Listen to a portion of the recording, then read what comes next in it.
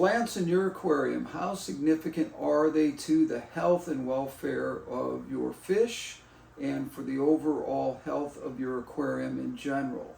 They play a significant role, one that maybe many of you don't even understand the significance of it, and we're going to talk about that when we come back. Hang in there with me and we'll be right back. Let's talk plants.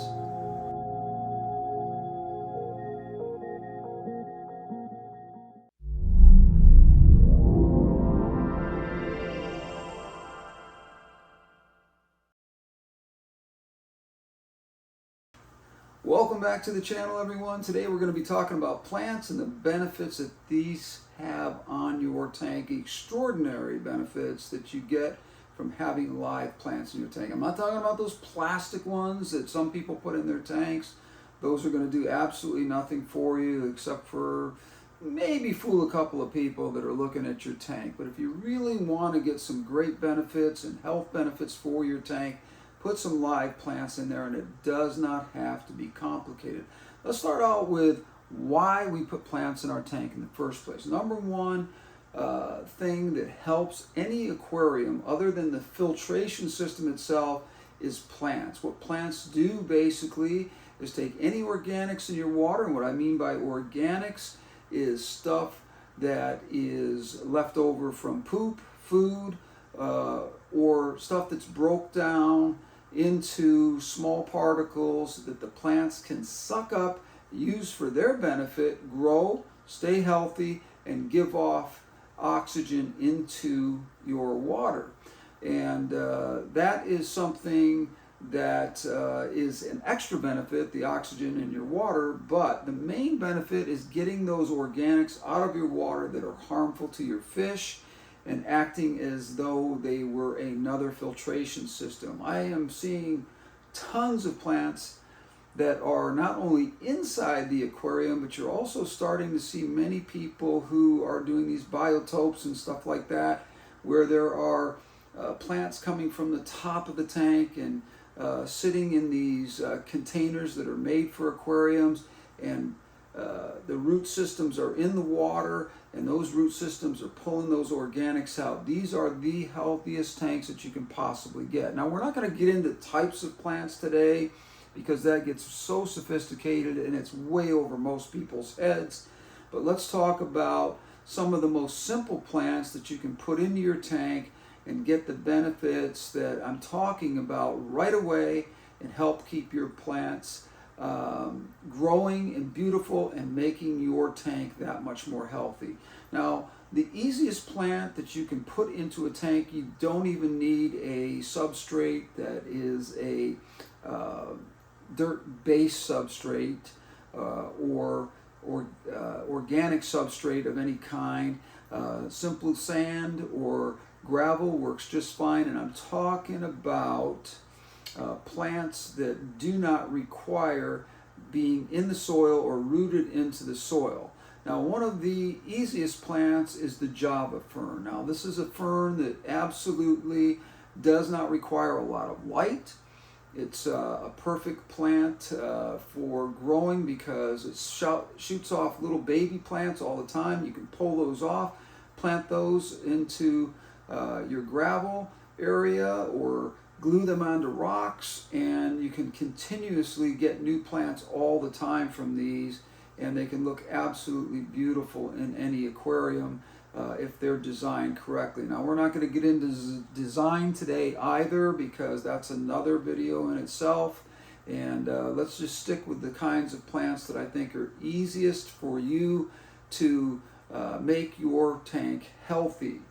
So the second plant that I have in mind that I want to talk about that I think is probably one of the easiest plants that you can put in an aquarium is Crips. These are plants that also do not require a substrate that is a difficult substrate.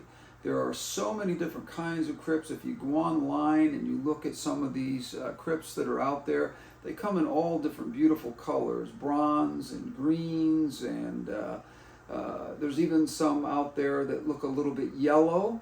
And I'm not talking about the ones that are wasting away because they haven't been well cared for. I'm talking about these have sort of a greenish yellow hue to them. They look absolutely beautiful. They grow at different heights. They have some that are tall, they have some that are mid-range, and they have small ones that are lower. They come in every variety that you can imagine. So Crips are really absolutely one of the easiest plants to grow in your aquarium, and will give you a lot of benefits, like I said, of pulling those organics out. And I can't emphasize that enough about getting the organics out of your aquarium and making that water that much more healthy and making your fish absolutely thrive.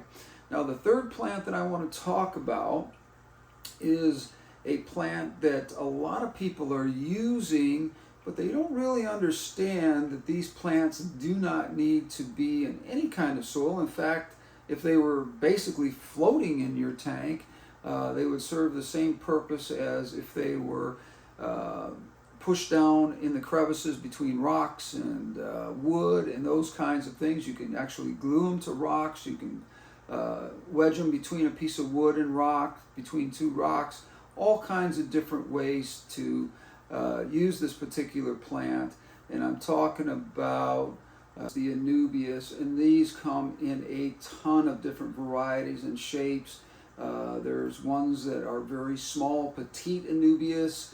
There's mid-size, and there's very large size Anubius. And these are one of the most impressive plants to me, simply because they're so easy to work with and require low light. Now, all the plants that I'm going to be talking about today are starter plants, just to get you going here a little bit, and tell you that if you have low light tanks and that sort of thing, all of these plants are going to thrive in low light. In fact, if you were to put them in high lights or something that was too high, you're going to find that they're not going to do so well. So these are plants that are found in light systems that are very dim or low, and make absolutely beautiful statements in any tank out there. Now, Anubius is something that I absolutely love because you can buy them in most Petcos and PetSmart.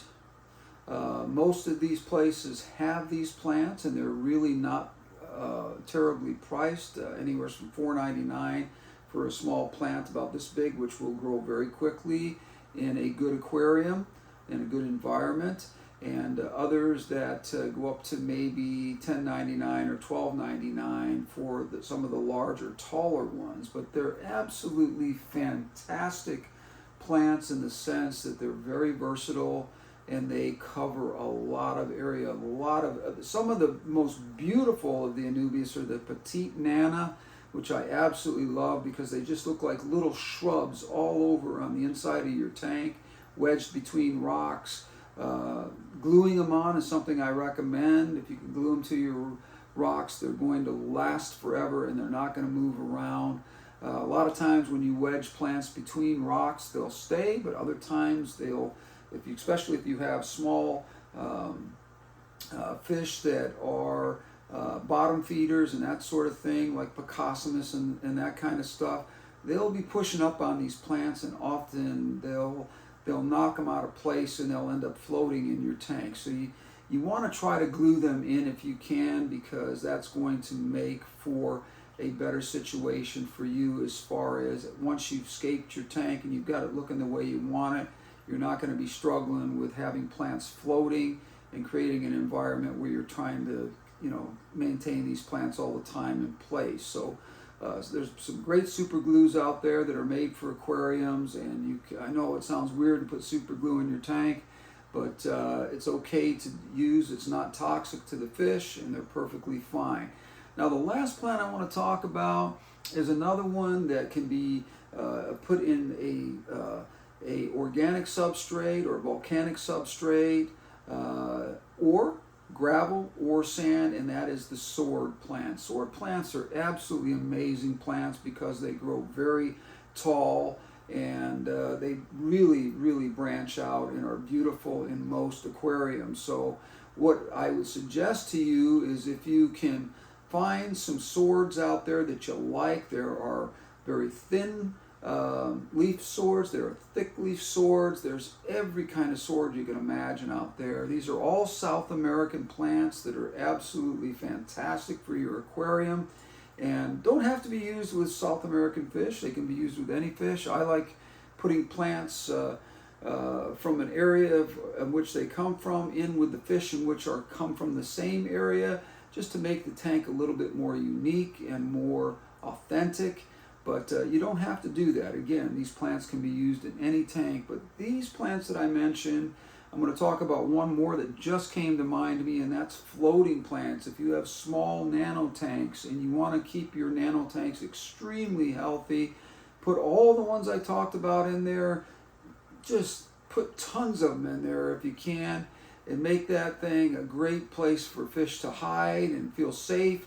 But put some floating plants on the top. Frogwort, man, there's so many different ones out there that I can't even get into all of them, but you'll find them, and they will multiply. They will multiply like crazy. You will find these things growing and sending off little shoots where you can take them and put them from one tank to another. You can buy literally a mound of these things about this big, and within a year you can cover 50, 60 tanks in a gallery of tanks if you have that many, and still have some left over. I've literally given floating plants away to people by the handfuls just because they grow that fast, because they pull, like I said, the organics from that water. They have little tiny which looks really cool too, tiny little root systems on them that just float along the water and gather up all these organics and absolutely do a fantastic job